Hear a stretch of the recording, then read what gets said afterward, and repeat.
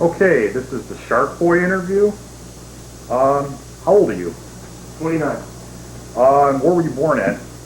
I was born in a small town near Cincinnati, Ohio. And did you grow up there too? Yep. Lived there practically my whole life. You got any hobbies? Well, outside of wrestling and spending time with my kids, I really don't have a whole lot of time for a whole lot of hobbies. I suppose hobbies like anybody else. I like to watch a lot of TV, a lot of sports. You got a favorite movie?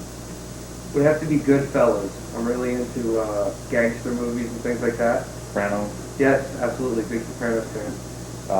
Favorite TV show? Probably it would either be Sopranos or Curb Your Enthusiasm or something like that. One of the HBO shows. I'm a big fan of HBO. Okay, when did you get interested in wrestling? Right around age 11 or 12.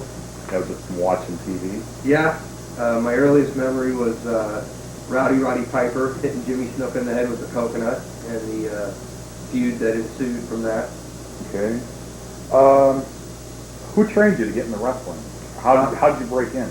Well, I met Les Thatcher at an independent show in Cincinnati when I was a junior in college, and he was just getting ready to open up a school in Cincinnati, so pretty much right place, right time.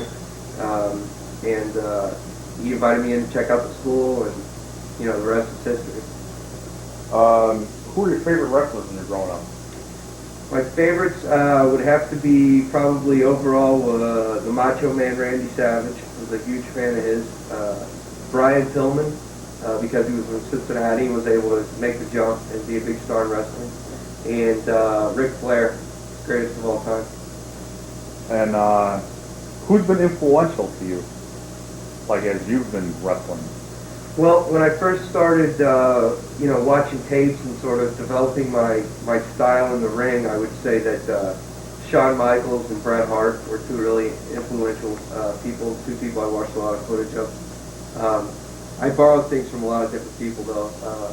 A lot of the charismatic antics and the ways to throw a punch and things like that I borrowed from Hulk Hogan. The way to sell and to react in the ring, I borrowed some of that from Terry Funk. A lot of the comedy type stuff I do as Shark Boy, I borrowed from the midgets of the 80s and some of the ha-ha spots they used to do. So I've borrowed, here, there, and everywhere.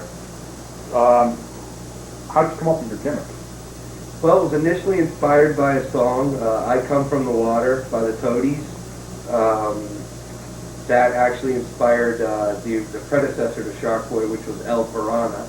And when I went to work for Ian Rotten's IWA Mid-South promotion, he already had an El Perro on the roster, so the name he didn't like, but the concept for the character he liked. And that was sort of when El Piranha evolved into Shark Boy, if you will. Okay, what was the first federation that you wrestled for? Heartland Wrestling Association, Cincinnati. And that's what Thatcher owns that? At one time he did. Who owns it now? Do you know? Yeah, it's a couple of different individuals. So he sold it out? Yeah, he sold it, and from what I understand, spends most of his time touring with Harley Race, Ricky Steamboat, doing seminars on wrestling. Okay. Any good memories starting out there? Oh yeah, I mean, it was a dream come true. Just the first time I set foot in the ring. I mean, it's indescribable. Some of my dreams doing, since age 11 or 12, and I guess my fondest memory would have to be the first time I ever set foot in the ring and got a chance to do what I've been lucky enough to do now for quite a few years. Who trained you there? Was it Les Thatcher himself? Yeah, Les, and I learned a lot about different things from different wrestlers over there at the time. One fellow there by the name of GQ Masters III was just a tremendous heel manager, just the ultimate villain. Learned a lot about not only how to be a villain from him, but also how to be the good guy in that situation. I had a great villain. Anytime you have a good villain, it's a lot easier to be the good guy. So I feel like I learned a lot from him. One of my earliest opponents in the HWA was a guy by the name of Tarek the Great, and I feel like I learned a lot from him, and in terms of how to make your match entertaining, exciting, and keep it on the edge. Don't give them the same old. Give the fans something they can sink their teeth into. Pardon the pun. Yeah, you were part of the Brian Coleman shows. Mm-hmm. How were those?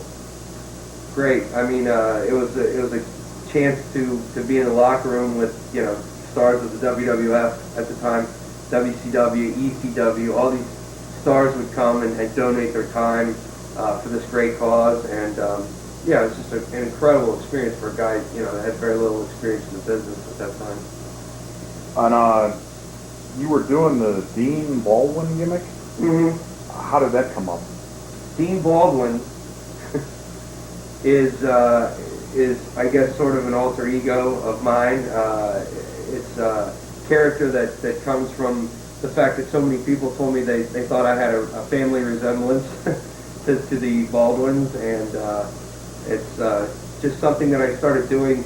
When I initially got into business, I started out as a referee. So I worked without the mask, obviously, and the reason I had to wear a mask is so that I could start to wrestle and I wouldn't have to stop being a referee. Okay. So originally Dean Baldwin was a referee. It was just a name that I needed,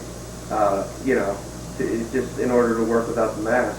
And then later on, I started to develop these mannerisms and these types of things that go along with the character, and I've really had a blast doing that character as well.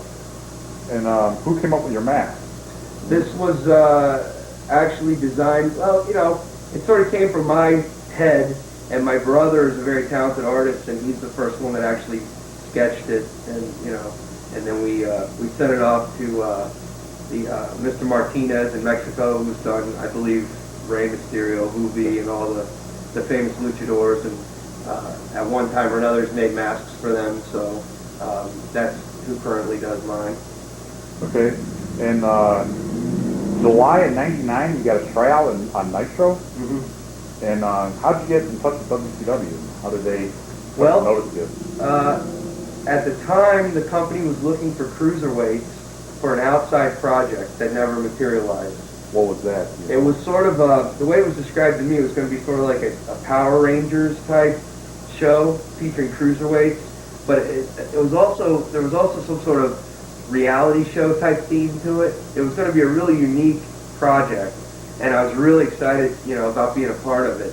And it was something that Eric Bischoff had. I guess it was either one of his ideas or something that he was in charge of.